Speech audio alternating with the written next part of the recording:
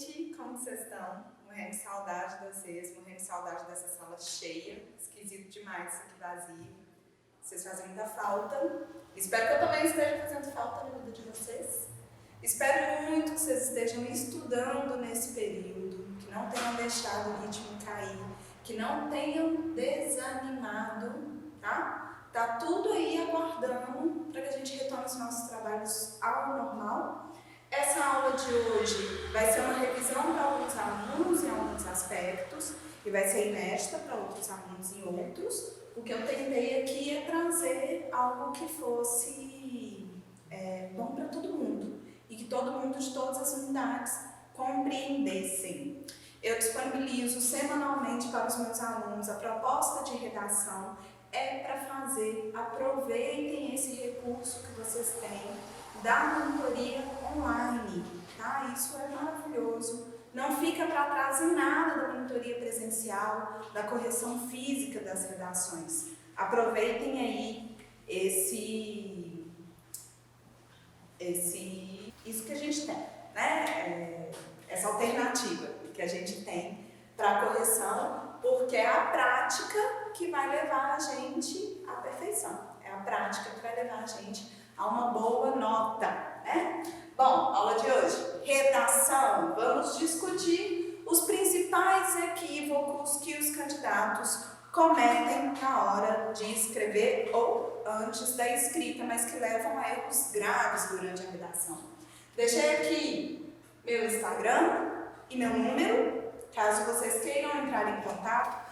Estou devendo resposta para algumas pessoas, peço calma e tranquilidade, eu vou responder todo mundo, mas eu estou organizando uma listinha de resposta porque o volume está grande, né? Em sala de aula a gente conversava com todo mundo e agora é um atendimento mais individual, mais personalizado, isso demora mais tempo, mas rapidinho não, mas a resposta vai chegar, prometo.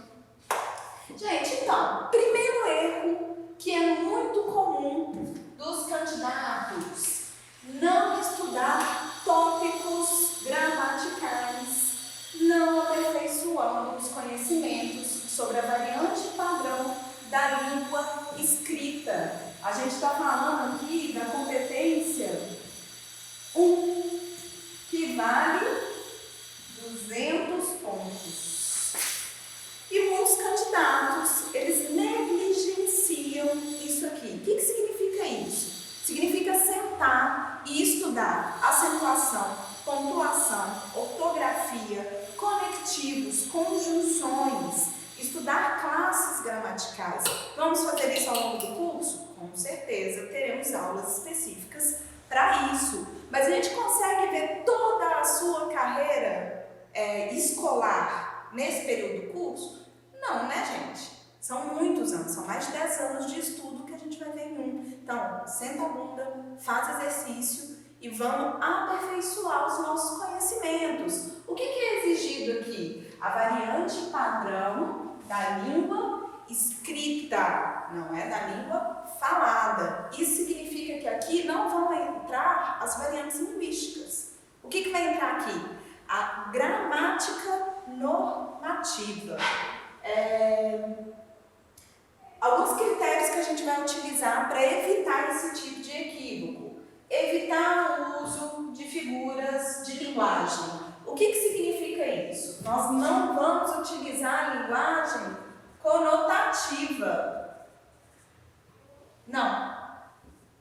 A gente vai utilizar a linguagem denotativa, ou seja, a linguagem literal. Ironia, não utilizem. Sentimentalismo, não utilize. Hipérbole, não utilize. Então, nós vamos evitar palavras como infelizmente, ou quando eu generalizo situações utilizando hipérboles, eu vou falar todos atualmente no país, todos os cidadãos. Como você sabe? Você contou? Você é um órgão estatístico que coletou esses dados? Não. Então, a gente não vai utilizar essas palavras de sentido geral. Sempre, nunca, todos, ninguém. A gente vai utilizar a maioria, muitos, poucos, a minoria. Então, nesse sentido, a gente precisa se apropriar de um vocabulário que seja coerente com o nosso conhecimento, ok? Não vamos utilizar, por exemplo, no mundo das drogas. Isso é figura de linguagem, tá? A gente está fazendo uma metáfora, não pode. Ah, então eu não posso utilizar nenhum tipo de figura de linguagem. Não é bem assim. Por exemplo, zeugma. Zeugma é uma figura de linguagem na qual a gente retira ou omite determinados elementos da situação. Por exemplo, eu gosto de melão, Maria de banana. Eu não repeti o gosto, eu tirei ele da frase. Esse tipo de figura de linguagem não é uma figura de linguagem que dá estilo ao texto. Por quê? Eu não entro na linguagem conotativa. A minha linguagem ela segue sendo denotativa. Nesse sentido, não tem nenhum problema que eu utilize esse tipo de linguagem, tá? Construa frases completas, não fragmente o seu período. Existem elementos que são elementos essenciais da oração. O que significa isso? Eu preciso de um sujeito, de um verbo e de um complemento. Eu vou ter também elementos que são auxiliares, tá?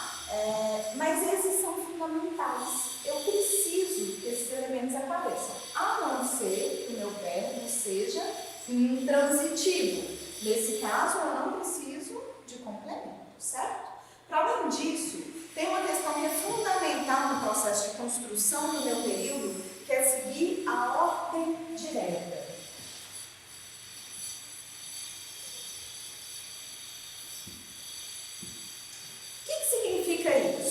Eu vou colocar exatamente nessa ordem. Eu não vou deslocar os elementos dentro da oração. Um exemplo para vocês entenderem isso. O hino nacional ele começa: ouviram do Ipiranga as margens plácidas de um povo heróico, o brado retumbante. A gente está tão acostumado que a gente não percebe que está tudo trocado nessa frase, tá? O que na verdade foi ouvido? Ouviram o grito de um povo heróico às margens plácidas do rio Ipiranga. Essa seria a ordem direta, se a gente fosse colocar nesse sentido, ok? A gente vai evitar deslocar os elementos dentro da oração. Por quê? Porque o nosso cérebro, logo o cérebro do corretor, está habituado com esse sentido direto. Isso significa que, quando eu troco, isso exige um esforço maior na compreensão.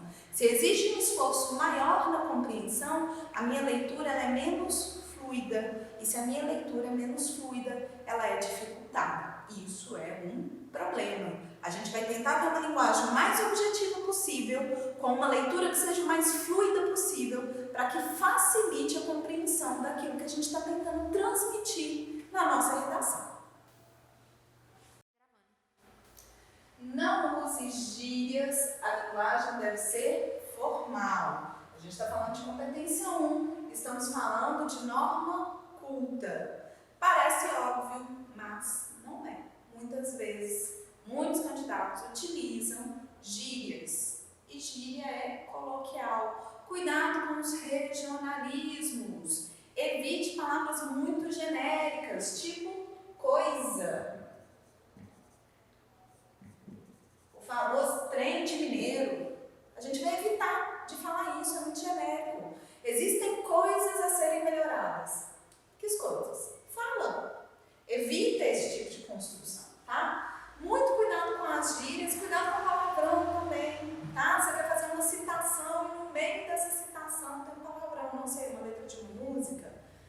Evita o máximo que puder. E ainda que não sejam vocês que estejam falando, é a citação da frase de alguém, mesmo assim, isso pode entrar na avaliação da competência 1. A gente vai evitar isso o máximo possível. Estude sobre a acentuação. Em sala de aula, nós não teremos tempo de gastar aí 5 aulas, como no geral acontece no ensino fundamental e médio, para explicar a acentuação.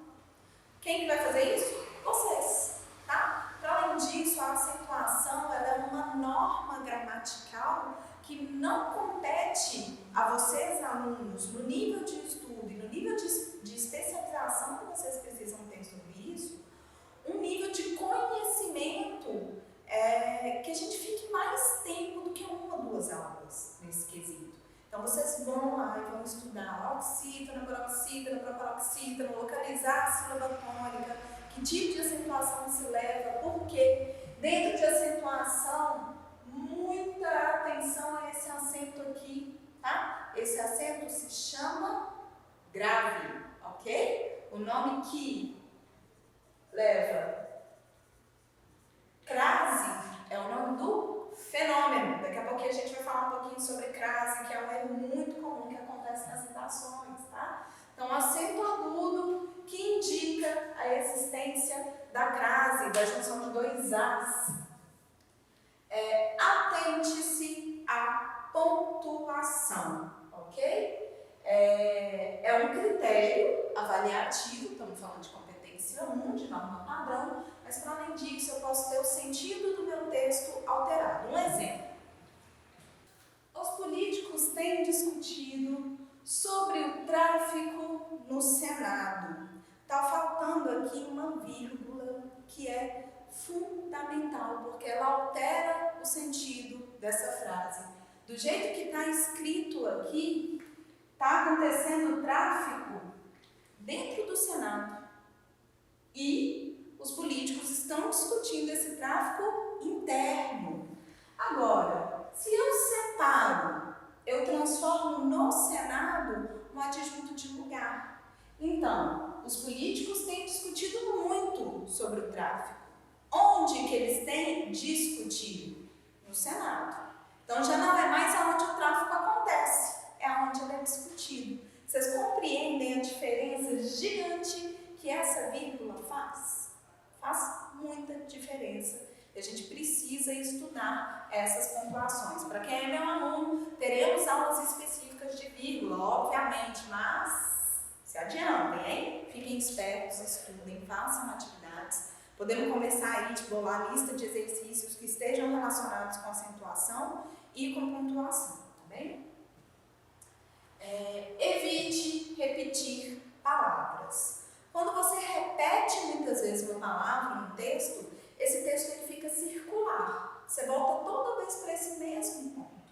A gente precisa ter muito cuidado. Para isso, a gente vai ter uma compreensão do meu eixo temático, ou seja, vai ter ali no meu comando uma palavra que a gente chama de palavra-chave. Eu tenho uma maior liberdade de repetição em relação a essa palavra-chave. Por exemplo, discutimos sobre a importância do SUS no combate e prevenção de uma pandemia. Nesse caso, eu tenho como mais geral, ou seja, aquilo que vai aparecer ao longo do meu texto, a palavra SUS, a sigla SUS, né? Sistema Único de Saúde. Possivelmente esse termo ele vai aparecer muitas vezes no meu texto, porque é sobre ele que eu estou falando. O que eu vou fazer? Eu me adianto. Eu vou criar, antes mesmo de iniciar o meu texto, sinônimos para esse termo. Então, eu vou falar, olha, Sistema Único de Saúde, vou colocar essa sigla lá entre parênteses para que eu possa repetir ao longo do texto. Eu vou falar da estrutura de saúde, do atendimento público de saúde, ou seja, eu vou criando sinônimos ao longo do meu texto, para que meu texto não fique dando volta. Porque para quem está lendo, ter essa palavra repetida muitas vezes dificulta a fluidez da leitura. Então, eu crio sinônimos. E para que eu crio sinônimos? É só para facilitar a leitura? É também. Mas tem um outro elemento. Eu vou demonstrar repertório em vocabulário. Então, eu vou demonstrar que eu conheço a minha língua, que é uma língua que tem um vocabulário extremamente extenso. Lembra quando a gente discutiu o ciclo linguístico? Que a gente falou que muitas vezes a gente tem o mesmo significado, vários significantes? Pois é. E a mesma coisa acontece no contrário, né? Eu tenho vários significantes para o mesmo significado. Então, a gente precisa ter cuidado com isso. Eu já vou, antes de iniciar meu texto, saber qual que é a minha palavra-chave, para que antes que eu inicie a minha escrita, eu já tenha uma reserva de sinônimos que vão ser apresentados ao longo do meu texto. Tentar equilibrar no meu texto. Não repitam mais de 2 vezes uma mesma palavra ao longo do seu parágrafo. Estejam atentos a isso, tá? Segundo erro extremamente cometido, não analisar e compreender a proposta de redação. Para quem é meu aluno sabe que eu pego muito no pé em relação a isso, já fizemos exercícios de análise de comando. Gente, é muita gente que perde ponto aqui. Muita gente, tá? Quando a gente está falando de compreender a proposta, a gente está falando da competência 2, que também vale 200 pontos. Então, para que eu consiga compreender a minha proposta, eu vou estudar essa proposta, eu vou destrinchar essa proposta. Eu faço um esquema textual, assunto, tema e recorte. Assunto é aquilo que é mais geral, mais amplo no meu tema, né? Então, nesse caso da proposta que a gente discutiu, a importância do SUS no combate e prevenção a uma pandemia. O meu assunto nesse caso é SUS.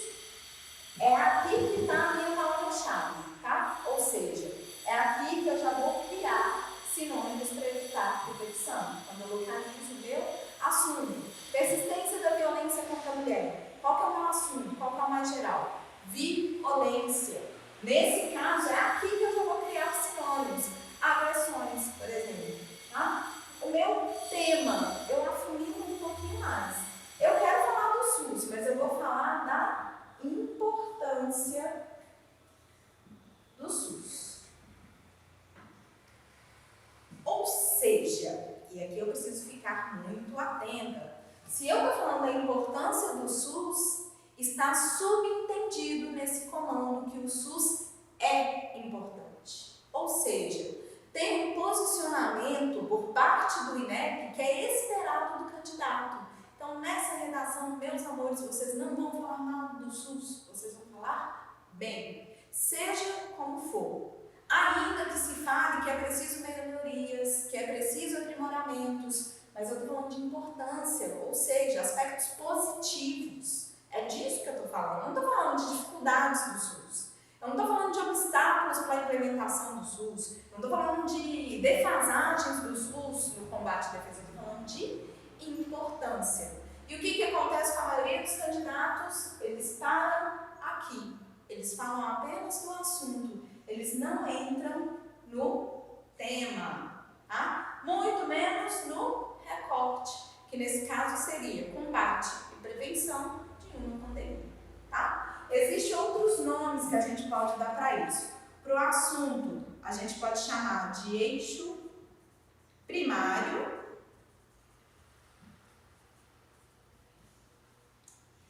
Para o tema, a gente pode chamar de eixo secundário.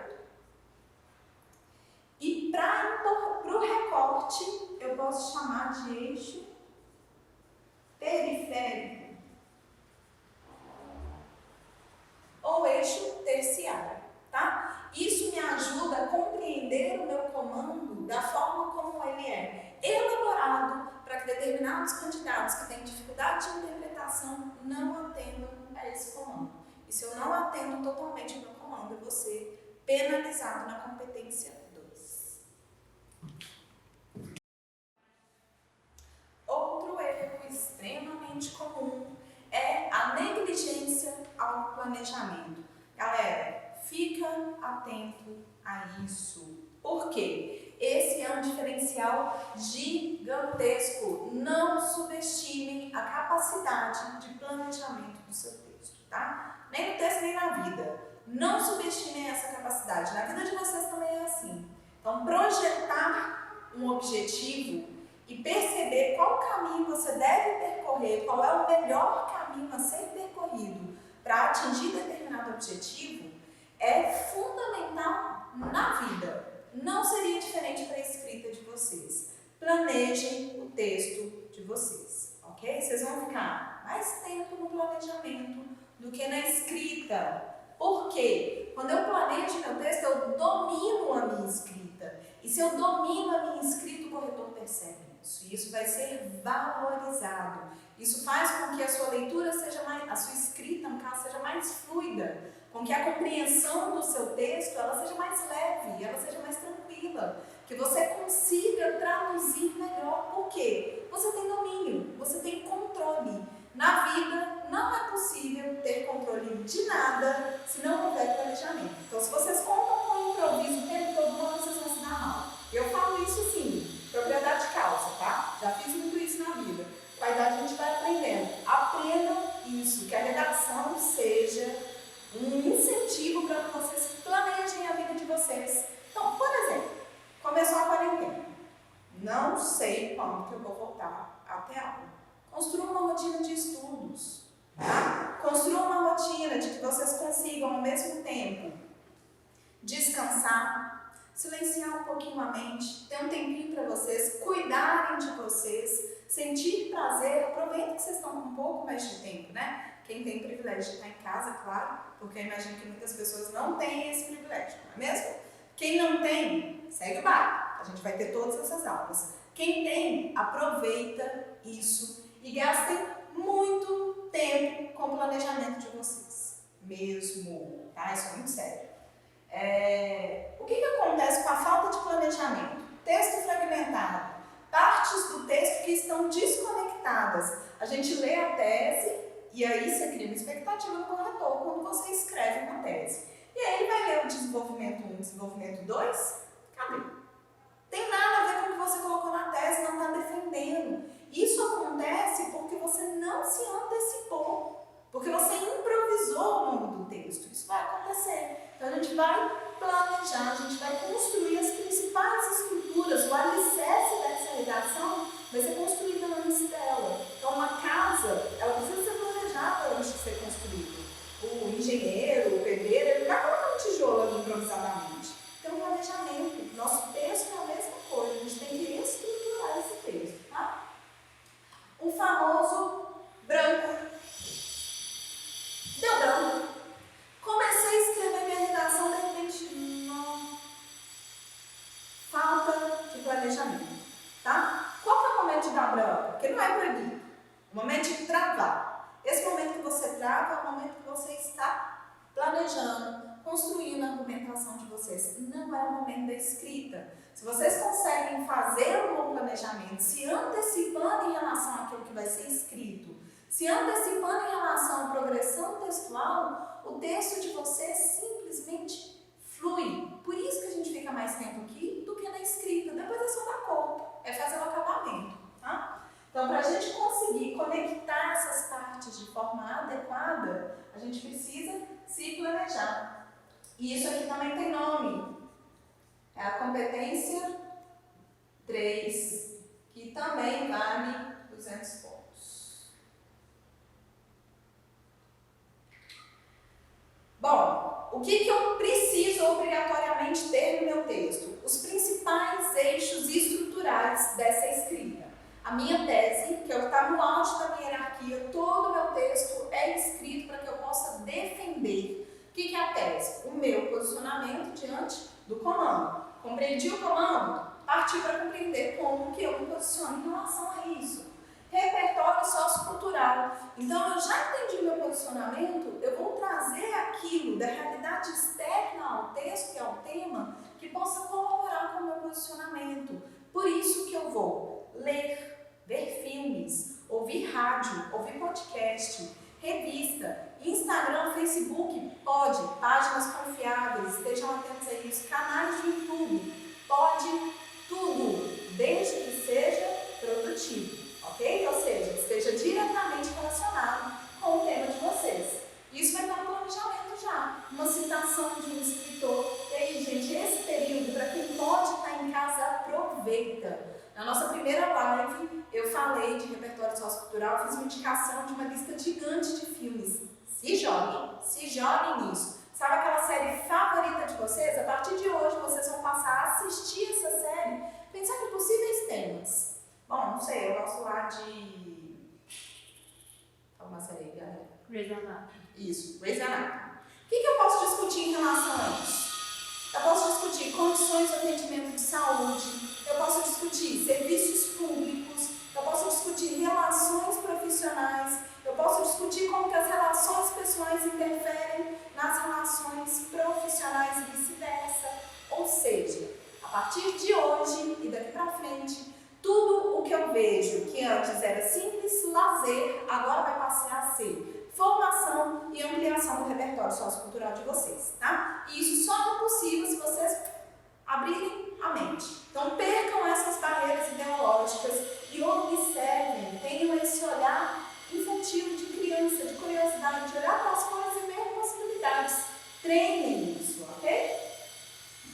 Argumento 1 e argumento 2, ou seja, aquilo que sustenta a minha tese. Eu me posiciono assim em relação a esse comando, por quê? Nananã, argumento 1, por quê? Nananã, argumento 2. Ou seja, a justificativa do posicionamento de vocês. E a proposta de intervenção que precisa estar detalhada. O que vai ser feito? Quem que vai fazer isso? Como que isso vai ser feito e qual o objetivo? Tá? Então, toda essa estrutura aqui, ela é fundamental para a colocação de um bom texto. A sua tese é a principal parte do seu primeiro parágrafo. O seu argumento 1 é a principal parte do seu segundo parágrafo, que é o desenvolvimento 1. O seu argumento 2 é a principal parte do seu terceiro parágrafo, que é o desenvolvimento 2. E a sua proposta de intervenção é o principal do quarto parágrafo. O texto está pronto. Depois disso aqui, eu vou dar corpo ao meu texto. E eu vou fazer isso todas as vezes que eu for escrever, inclusive no dia do Enem. Eu vou planejar a minha escrita. Eu vou me antecipar em relação a possíveis imprevistos que eu tenho ao longo da escrita. O momento de garantir uma boa escrita é aqui. E prática leva à perfeição. E aí eu não estou falando de qualquer tipo de prática, tá? Se eu praticar um erro, vai te levar ao erro. É praticar o acerto. É praticar a valorização do seu texto. E quanto mais você pratica, mais agilidade você vai tendo com o tempo. Tá? Outro erro que é comum os candidatos cometerem é não fazer pesquisa sobre o tema antes de iniciar a redação. A mentalidade da maioria dos alunos é: bom, no dia da prova eu não vou poder pesquisar, se eu pesquisar agora eu vou ficar mal acostumado e vou ter dificuldade no dia da prova. Verdade? Não. Por quê? A gente precisa ampliar o nosso repertório sociocultural. Se a gente precisa ampliar o nosso repertório, a gente vai fazer isso agora. A gente precisa disso agora. Então, quanto mais eu pesquiso, maior o meu repertório sociocultural, o meu repertório de argumentos, o meu embasamento para fazer qualquer tipo de discussão. Isso facilita o posicionamento, porque à medida que a gente vai adquirindo conteúdo, vai transformando esse conteúdo em conhecimento, nós nos tornamos pessoas com maior facilidade de argumentação e com maior potencial de convencimento. Então, toda vez que eu pegar um tema, eu vou pesquisar, mesmo quando eu não souber o meu posicionamento. Aliás, principalmente quando eu não souber o meu posicionamento. Porque se eu já tenho um posicionamento definido, isso indica que eu já tenho algum nível de repertório sobre esse assunto, sobre esse tema. Quando eu não tenho nenhum, é porque eu estou tendo primeiro contato naquele momento, tá? Então eu vou pesquisar, não cometam esse equívoco de não pesquisar o tema de vocês nesses momentos, tá? Para além disso, é importante a gente lembrar que os temas da redação, eles até hoje, desde quando ele surgiu em 1998 até hoje, todos os temas da redação do Enem foram temas estritamente sociais, de interesse coletivo. Então, quando eu pesquiso alguma coisa sobre saúde, eu estou ampliando meu repertório sobre saúde.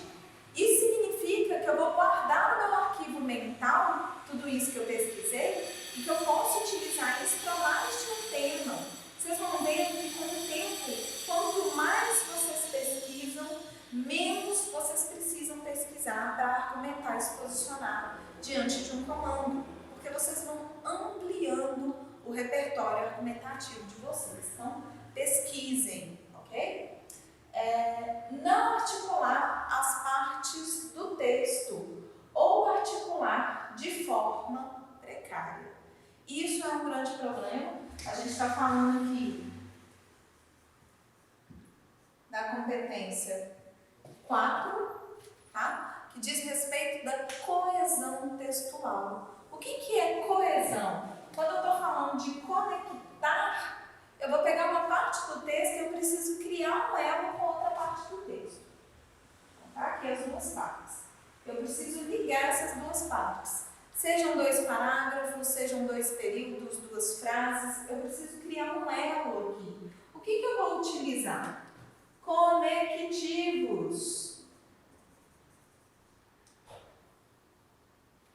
Eu vou utilizar conectivos no meu texto, tá? O que são os conectivos? São pronomes de retomada, são conjunções, e as conjunções por si só, elas carregam algo de significado. Quando eu falo, por exemplo, portanto, além disso, conectar 2 parágrafos, 2 frases ou 2 períodos, isso traz a ideia de conclusão. Eu estou falando de uma conjunção conclusiva. Então, vocês vão estudar conjunções. Teremos aulas sobre conjunções específicas, mas se atirando em relação a isso, tá? Quando eu falo mas, porém, no entanto, todavia, eu estou conectando? Estou. Mas, para além disso, eu estou informando, eu tenho algo de significado, ou seja, o que vai ser dito depois do mas contraria em algum nível o que foi dito anteriormente, porque eu estou utilizando uma conjunção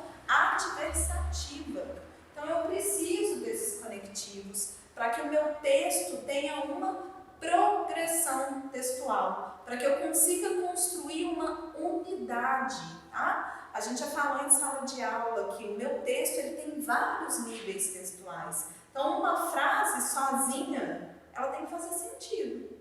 A minha frase, ela tem que ter sentido completo, né? Isso que é a progressão. E quando eu conecto 2 frases, eu crio uma nova unidade.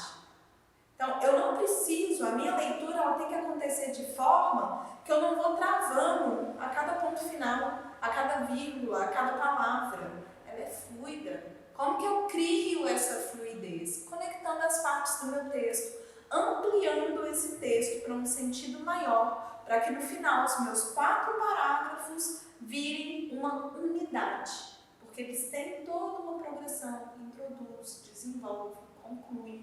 As frases estão conectadas entre si, tá? Isso é fundamental para que eu consiga construir um bom texto, e um texto que tenha uma leitura facilitada, uma leitura eficiente, em que eu consigo ler e compreender. Porque o corretor não vai ficar parando para tentar entender. Ou ele entende ou ele não entende. Não entender é muito ruim.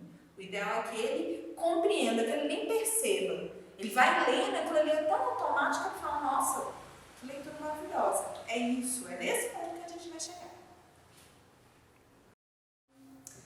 Outra questão que é muito negligenciada pelos candidatos é revisão do texto. Então, eu preciso revisar a minha escrita, porque eu não sou impassível de erro. Possivelmente, no dia da prova, eu estou nervoso, né? Eu estou com dificuldades para essa escrita.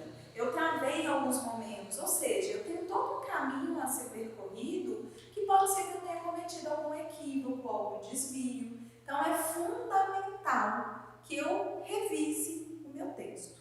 E aí tem uma parte do meu texto que é essencial, que eu cumpra determinados critérios. E isso diz respeito da minha competência 5, que vale 200 pontos. E esses 200 pontos, vocês têm a obrigação de garantirem na escrita de vocês. Uma redação de 1000 para 800 faz muita diferença no vestibular. Uma nota 800 para 600 faz muita diferença.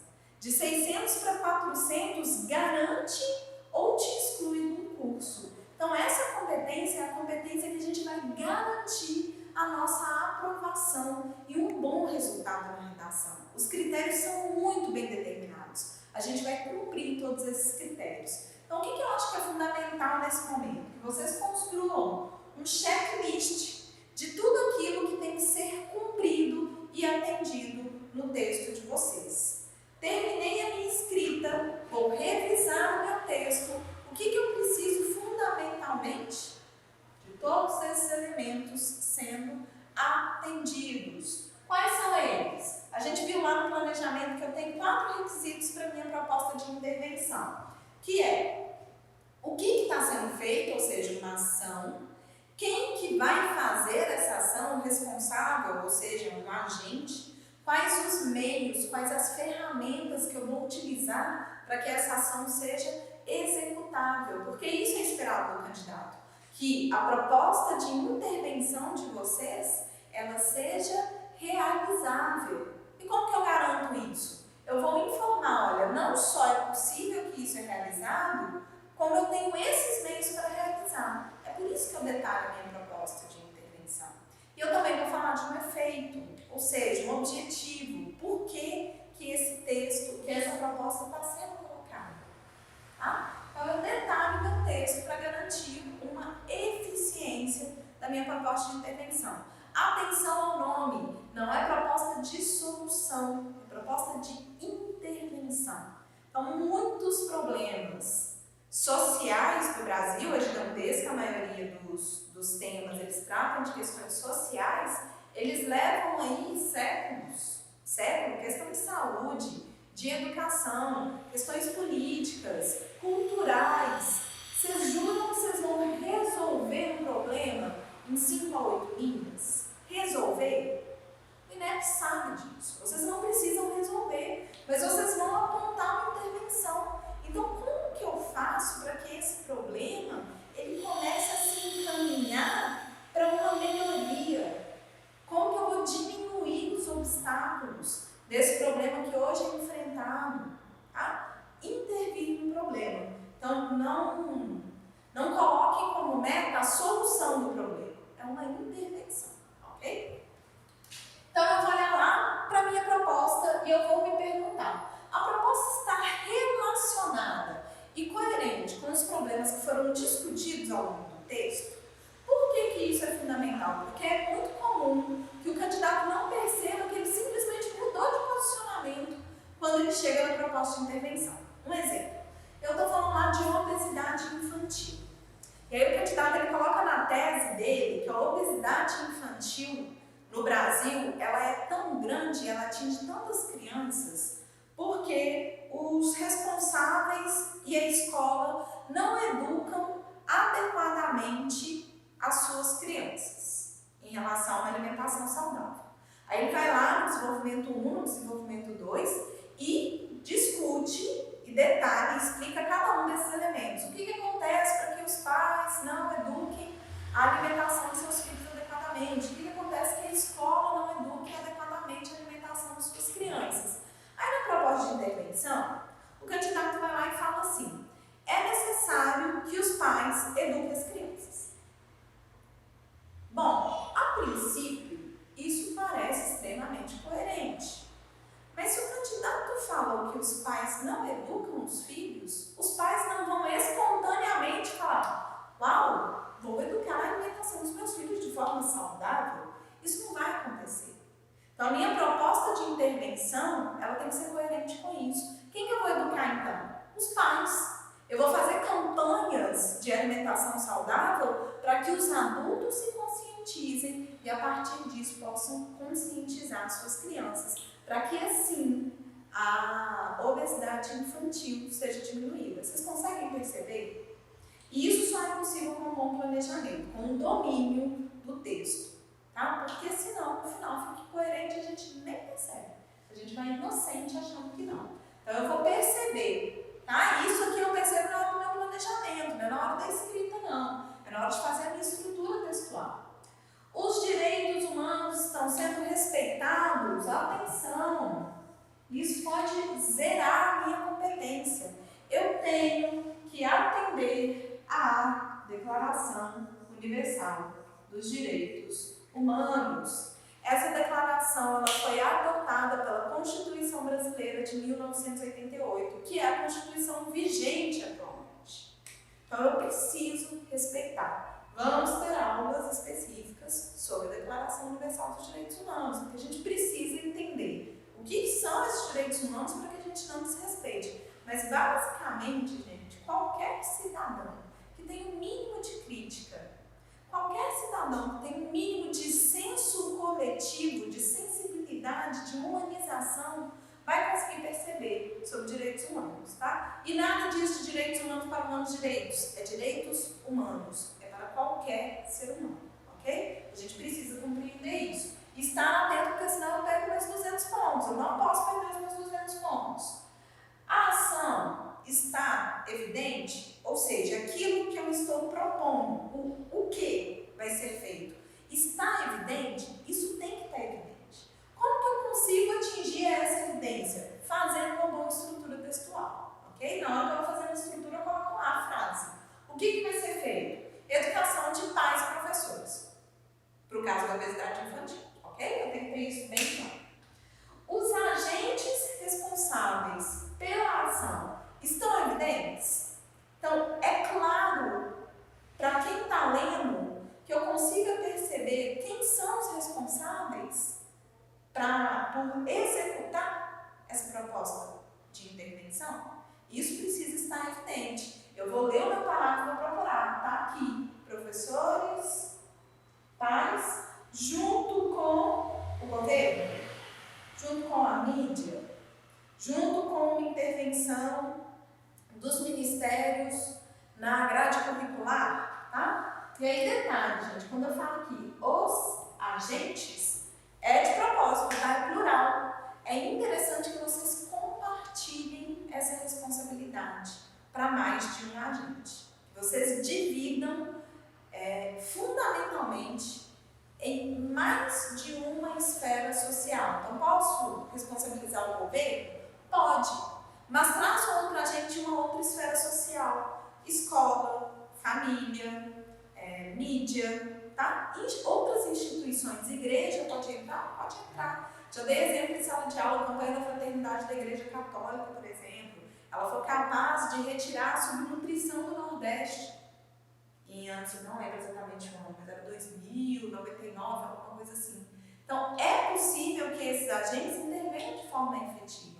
Eu posso trazer essas instituições e dividir a responsabilidade, porque somos cidadãos que somos sujeitos sociais e compreendemos a complexidade dos problemas sociais. Se eu compreendo que um problema social que atinge o coletivo, ele é complexo, eu compreendo que apenas uma esfera social vai ter muita dificuldade de intervir nessa questão. Então, eu divido a responsabilidade. Os agentes, ok? Os meios pelos quais a ação será realizada estão evidentes? Quais são esses meios? Alteração da grade curricular, formação, construção de outros hospitais e escolas, destinação de verbas, parceria público-privada, alteração de leis, criação ou aprimoramento de leis, cuidado com leis, tá? A gente já tem um leque gigantesco de leis, pode ser que vocês estejam propondo a criação de uma lei que já exista. Então, muito cuidado com a criação de leis, ok? Tenham domínio sobre o assunto que eu vou propor. Senão, vocês vão criar aprimoramento, revisão, tá? De leis já existentes. Então, tenham noção das ferramentas que estão sendo utilizadas. Compreendam e tiquem lá. Ok, tá certinho. O objetivo da minha proposta está evidente? Então, por que eu estou propondo isso? Para que os cidadãos possam conviver de forma mais fraterna. Para que dessa forma a obesidade infantil possa ser diminuída. Para que o SUS possa continuar com sua importância no combate e prevenção de pandemias. Esse é o momento que eu posso retomar a minha tese. É o momento que eu posso retomar o repertório sociocultural e arredondar o meu texto, fechar o meu ciclo. Então, muito carinho na hora de elaborar esse momento, o objetivo, tá? Qual é a consequência, qual é o efeito. Eu aproveitei todos os elementos, eu apresentei todos os elementos de de detalhamento de pelo menos uma proposta, qual que é a indicação do INEP? Que você resolva todos os problemas que foram discutidos ao longo do texto. Então, cuidado com o quanto que vocês vão problematizar, porque se vocês apontam 5 problemas, na hora que chega na proposta de intervenção, vocês vão precisar de 15 linhas. Vocês não têm essas 15 linhas. Meu texto tem 30, eu não posso gastar metade com a minha proposta de intervenção. Eu posso gastar metade com a minha conclusão, né? Lembrando que o meu parágrafo de conclusão, o último parágrafo, não é só para a proposta de intervenção. Ele fecha o meu texto e ele conclui os argumentos e o posicionamento que foi colocado ao longo do texto. Então, ele tem esses 3 critérios para um parágrafo. É muita coisa. Eu preciso de um domínio. Como que eu vou dominar? Praticando, utilizando esses recursos, essas ferramentas de planejamento e de revisão do texto. É isso que vai garantir uma boa nota, tá? Então, apresentei lá 2 problemas. Pelo menos um tem que estar totalmente detalhado. O que significa isso? Para um problema, eu vou apresentar, para pelo menos um dos meus problemas, eu vou apresentar a ação, o agente, os meios e os efeitos. Para o outro problema, eu apresentei só o efeito. Eu apresentei só a ação e o agente, ok? Eu não tenho obrigatoriedade de detalhar completamente todos os problemas, mas pelo menos um tem que estar detalhado. Então, retomando, escrevi o meu texto, terminei. Para quem é um aluno, sabe que eu aconselho que você se distancie do texto por um período, tá? Para quem não é, adotem essa medida, que ela ajuda muito. Então, eu me distancio do meu texto. Para quê? Para que quando eu volte para a leitura desse texto, eu fiquei lá 2 horas fazendo qualquer coisa e voltei para revisar. Eu volto lá, eu tenho maior capacidade e sensibilidade para localizar os erros do meu texto. Porque senão, eu me trolo, eu me saboto. Eu vou ler aquilo que eu queria escrever, aquilo que eu planejei mentalmente, e não aquilo que eu efetivamente coloquei no meu papel. Então, lembra o olhar de observador? Aquele olhar previamente imparcial, que você olha com um olhar de estranhamento? No nosso texto isso é fundamental também. Que eu consigo olhar para esse texto como se não fosse eu que escrevi. Então, eu me distancio dele. Quando eu volto para a minha revisão, para a minha proposta de intervenção, eu vou seguir esse checklist, para perceber se todos os elementos necessários estão. Galerinha, sobre redação, é isso que eu tinha para falar hoje. Estejam atentos a esses equívocos, a esses elementos que os candidatos não costumam realizar, e isso proporciona erros, isso proporciona perda de pontos. Não percam pontos, tá? Então, para a gente conseguir garantir uma boa escrita, a gente vai cumprir todos esses elementos que foram discutidos hoje, ok? Dúvidas? Chama nós. Repetindo, eu posso demorar um pouquinho para responder, mas eu respondo todo mundo, tá? Então, se tiver algum tipo de dúvida, chama eu que a gente discute, tá bem? Pílulas gramaticais. Olha que delícia para essa aula. Vamos discutir Grazi, que é um grande problema, né? A gente falou lá no início da aula, eu falei sobre desvios gramaticais, que é a nossa competência 1.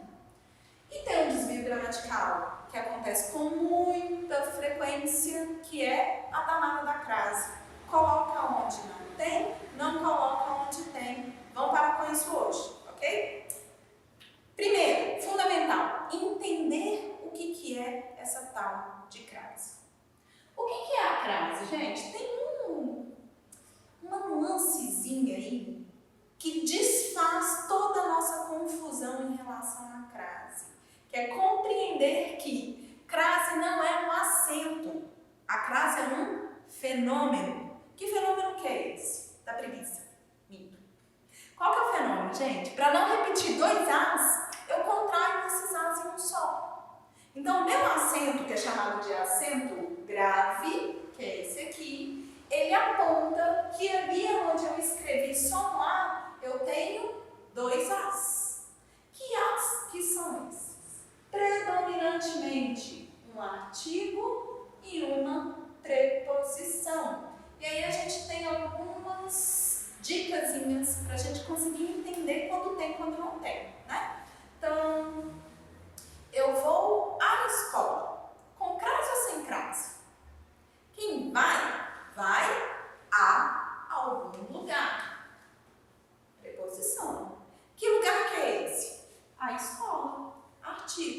eu tenho dois As. Um A que é preposição, um A que é artigo. E aí, para que eu não escreva vou à escola, eu falo vou à escola, só que apontando o fenômeno de contração com acento grave, ok? Então, tem dois As. Um macetezinho aí, troca por uma palavra masculina. Por quê? A crase não é contrair dois As, só que não tem como contrair um A com um O, certo?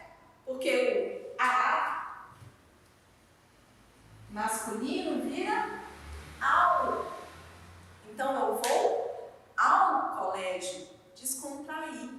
O que isso me proporciona? O meu artigo aparece quando eu troco para o masculino. Então, ficou na dúvida, troca para o masculino, seu artigo vai aparecer e você consegue identificar se naquele local tem ou não tem crase, ok? E aí, gente, se eu estou falando de que esse A aqui, ele é um artigo, existem alguns requisitos para que ele seja utilizado. Primeiro, eu estou falando de substantivo, ok? Por quê? O artigo, ele modifica o substantivo. Não existe artigo antes de verbo. Quando isso acontece, tem outro fenômeno que é chamado substantivação. Então, por exemplo, se eu falo o fazer poético, o fazer literário, eu substantivei esse verbo. Então, a minha crase, ela não acontece antes de verbo, porque antes de verbo não existe artigo. Vai existir artigo antes de substantivo, de nome, que é o que permite a colocação de artigo. Se eu estou falando de preposição, eu vou ter crase com verbos intransitivos? Não. Eu vou ter crase com verbos transitivos diretos? Também não. Tá? Por que eu não tenho? Porque a preposição, ela conecta o verbo ao seu complemento. E, no geral, esse complemento vai ser o nome, que demanda artigo. Exceção. Pode ser que aconteça a crase com um pronome, tá? O aquele, ele é um pronome? Tem pronome antes, tem artigo antes de pronome? Não, não tem, né? A gente não fala oi. Não tem artigo. Mas nesse caso, eu posso, por exemplo, dizer que eu fui a aquele supermercado. Então, eu tenho um verbo que exige uma preposição, e aí essa preposição, ela junta com esse a. O que acontece? Eu vou falar fui a aquele. Então, eu quebrei aqui duas regras. Não está sendo antes de substantivo e está sendo uma palavra masculina. Por isso que eu falei bem no início, gente. O que é fundamental compreender em relação à crase? Que não é o nome do acento. O acento é um acento grave e ele indica um fenômeno. Esse fenômeno se chama crase. Que fenômeno que é esse? Contração de dois As. Teve a contração de dois As aqui? Teve. Então é isso que eu preciso observar para saber se tem ou se não tem a presença da crase, ok? Exercício, vamos juntos. Tenho restrições, ter mais membros na equipe. Bom, tenho restrições a ter. Eu tenho um A aqui. Esse A, ele vai ter crase ou não vai ter crase? Esse A não tem crase. Por que ele não tem crase? Porque eu tenho um verbo. Eu não tenho uma contração de dois As, eu tenho um A só aqui. E aqui ele é uma preposição. Quem tem restrição a alguma coisa, ok? Ele era insensível a qualquer explicação. Bom, esse A aqui tem crase ou não tem crase? A gente vai observar se ele tem a contração ou não de dois As. Então, quem é insensível a alguma coisa. A quê? Qualquer. Eu tenho um pronome que não começa com a letra A, logo não exige artigo. Então, esse A aqui não tem crase. Eu não contraí dois As. Não aconteceu o fenômeno, logo eu não vou colocar o acento indicativo de crase. Mas autorizou a elaboração de relatórios. Bom, esse A aqui tem ou não tem? O que eu preciso me perguntar? Se tem dois A's ou se tem um A. Quem autoriza, autoriza alguma coisa. Autorizar é um verbo transitivo direto, não tem preposição. O que foi autorizado? Elaboração, que é um substantivo feminino. Logo aqui eu só tenho artigo, eu não tenho dois A's, ok? Não houve fenômeno de contração, não houve crase, logo eu não coloco o meu artigo indicativo. O prêmio foi atribuído à redação mais original. Quem atribui algo a alguém ou alguma coisa. Então, esse verbo aqui é um verbo maldoso, porque ele é chamado de bitransitivo. Ele é transitivo ao mesmo tempo direto e indireto. Então, atribuir algo a alguém ou alguma coisa. Então, eu tenho uma preposição aqui. Eu estou garantindo que eu tenho um A. Depois, eu atribuí a redação. Ou seja, eu tenho dois A's. Se eu tenho dois A's aqui, eu vou colocar o acento grave para indicar o fenômeno de contração. Para ter certeza que eu tenho essa frase aqui, o prêmio foi atribuído ao aluno mais talentoso. Viu que meu artigo, quando eu passo para o masculino, ele aparece? E aí fica mais fácil para me identificar? Logo aqui, tem crase. E aí, para a gente reforçar, gente, pagamento a prazo. Tem ou não tem crase? Não tem crase. Eu tenho uma palavra masculina e eu tenho aqui apenas uma preposição, ok? Eu não tenho uma contração. Não é pagamento ao prazo. Se a gente fosse colocar o artigo aqui, a nossa expressão seria pagamento ao prazo, ok? Então aqui não tem crase. É muito comum ver aí nas lojas escrito pagamento a prazo com crase. Está errado. Andar a pé. Idêntico ao anterior. Essa expressão, se ela utilizasse corretamente o português, nós falaríamos andar ao pé. E a gente não utiliza o artigo, a gente fala apenas andar a pé, andar a cavalo, ok? Sem crase. Pagamento à vista. Da mesma forma, pagamento a prazo não tem crase, logo, pagamento à vista não tem crase, certo? Errado. Eu estou pagando na vista. Isso é uma expressão que foi elaborada a partir de um costume. O que significa pagar à vista? Eu mostro o dinheiro, eu estou pagando no dinheiro, não tem nenhum risco. Meu pagamento está chegando. Então eu não estou confiando na pessoa que ela não vai pagar, ou que ela vai pagar no próximo mês. Ok? O que eu tenho aqui? Um pagamento na visão de quem está recebendo. Então, pagamento à vista, às vistas. Nesse caso, eu tenho crase. Essa é uma outra estratégia de entender se eu tenho presença ou não de crase. Eu posso tentar substituir a preposição, que seria a, por uma outra substituição, por uma outra preposição. Por exemplo, aqui a gente substituiu pela preposição em vez da preposição a, vira na. Então, eu tenho preposição e artigo. Preposição a, artigo a. Juntou, fenômeno de crase, indiquei como é um acento grave. Tranquilo? Gente, é isso nossa aula de hoje. Um abraço forte em cada um de vocês, estou morrendo de saudade. Isso tudo vai passar, a gente vai estar junto, tá? Tranquilizem o coração de vocês, aproveitem esse momento para estudar e para cuidar muito de vocês mesmo, tá? Fiquem bem, viu? Beijo grande!